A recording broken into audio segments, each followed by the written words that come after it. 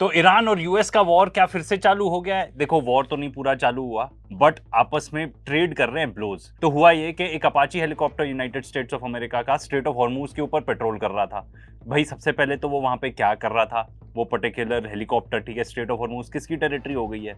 तो ट्रंप ने अपने ट्रूथ सोशल पे पोस्ट किया कि भाई ये ऐसा हेलीकॉप्टर था जिसको ईरान ने गिराया है, 2 पायलट इन्वॉल्व थे, वो सेफ हैं, अनइंजर्ड हैं, और अब यूनाइटेड स्टेट्स ऑफ अमेरिका इसका बदला लेगा। तो वो लोग कर देते हैं ईरान के ऊपर अटैक, ईरान में कैशम आइलैंड के ऊपर करते हैं, सिरिक, जसक, बंदर अब्बास के ऊपर भी अटैक करते हैं। एंड यही वजह बताई जाती है कि भाई आपने हमारा हेलीकॉप्टर गिराया। 2 वेव्स में कैरी आउट करी जाती है ये पर्टिकुलर स्ट्राइक्स। और सरप्राइजिंग बात तो ये है कि सदर्न ईरान में क्या फोड़ के आए, ये वाटर टैंक्स फोड़ कर आए, क्योंकि उन्हीं वाटर टैंक से वहां पे जो गांव हैं उनको पानी मिलता था। तो भाई ये किस टाइप का टेररिस्ट अटैक हुआ भाई? तो फिर ईरान ने कहा कि भाई हम भी अटैक करेंगे, तो उन्होंने बैलिस्टिक मिसाइल्स यूज करके यूएस बेसिस को अटैक किया। कहां कहां पर? जॉर्डन के अंदर यूएस बेस को अटैक किया, वहां पे तो जो F-35 के हैंगर हैं उसको अटैक किया।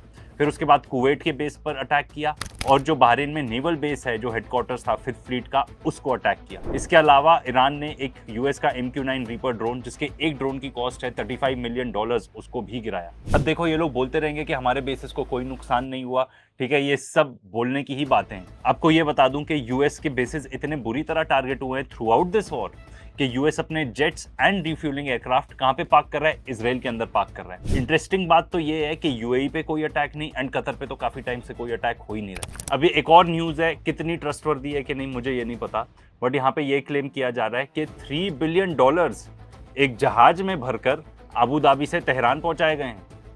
अब इसका रीजन क्या होगा? ये बताया जा रहा है कि भाई एक तो फर्दर एस्केलेशन ना हो यहाँ पे, ठीक है, ये रीजन में, और ये भी बताया जा रहा है, साथ में गारंटी दी है कि इजराइल भी हॉल्ट करेगा अपने अटैक्स लेबनान के ऊपर।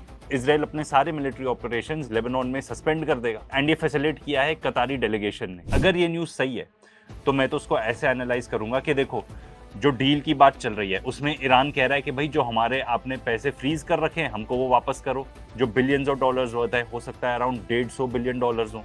तो भाई अगर ट्रंप वो करता है तो लंबी चौड़ी हेडलाइन चली जाएगी कि ट्रंप ने ईरान को पैसे दे दिए।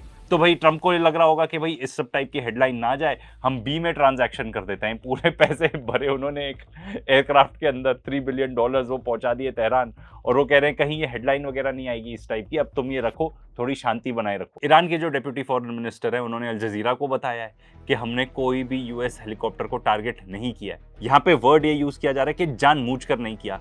तो भाई अब इसके 2 मतलब हो सकते हैं कि या तो गलती से हो गया होगा या तो असली में नहीं किया। एंड अगर आप CNN देखोगे तो वो ये बता रहे हैं कि हेलीकॉप्टर को एक ईरानियन ड्रोन ने गिराया। बता रहे हैं कि ईरानियन शहीद ड्रोन यूज किया गया एक यूएस हेलीकॉप्टर को गिराने के लिए। अरे यार, ये तो बहुत ही अजीब बात है, क्योंकि मैं आपको बताता हूँ, ये जो शहीद ड्रोन होता है ना, ये एक ट्रेजेक्ट्री फॉलो करता है, उसको एक टारगेट बताया जाता है कि तुमको यहाँ पे जाना है। ये मूविंग टारगेट्स के लिए है ही नहीं। उसमें इतना ज़्यादा पेलोड होता है, इतना ज़्यादा एक्सप्लोजिव होता है कि ये पूरी बिल्डिंग की बिल्डिंग ब्लो अप कर सकता है। ये ज़रा देख लो, ये तो शहीद ड्रोन इससे तो आइकॉनिक ही बन गया था जब इसने $1 बिलियन वर्थ ऑफ रेडार को फोड़ा था। ये बताया जा रहा है कि पायलट्स आर सेफ। देखो, हेलीकॉप्टर के ऊपर से आप इजेक्ट नहीं कर सकते, ये जेट नहीं है, तो आपको किसी तरह उसके जो दरवाजे हैं उससे कूद के निकलना पड़ेगा बाहर। एंड ये भी बताया जा रहा है कि ये जो पायलट्स हैं इनको रेस्क्यू किया गया, for the first time ever एक ड्रोन बोट यूज करी गई उनको रेस्क्यू करने के लिए। तो भाई अब क्या ये फॉल्स फ्लैग था? एंड अगर फॉल्स फ्लैग है तो भाई एक ही देश का नाम आता है, ये महारथी। नेतन्याहू डेस्परेट है वॉर को चालू रखने के लिए। इजराइल डेफिनेटली चाहता है कि भाई अमेरिका हमारे साथ इन्वॉल्व रहे, ये उनकी टैक्टिक रही है हमेशा फॉल्स फ्लैग ऑपरेशन यूज करने की। इजराइल चाहता है कि भाई वॉर चलता रहे एंड अमेरिका हमारे बिहाफ पे लड़ता रहे।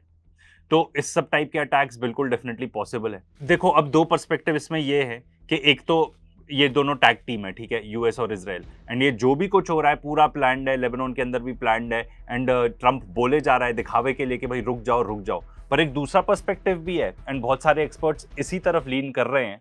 उनको यही लग रहा है कि भाई ट्रंप एक्चुअली चाहता है कि वॉर रुक जाए, क्योंकि और कोई रास्ता ही नहीं है, डील करनी ही पड़ेगी।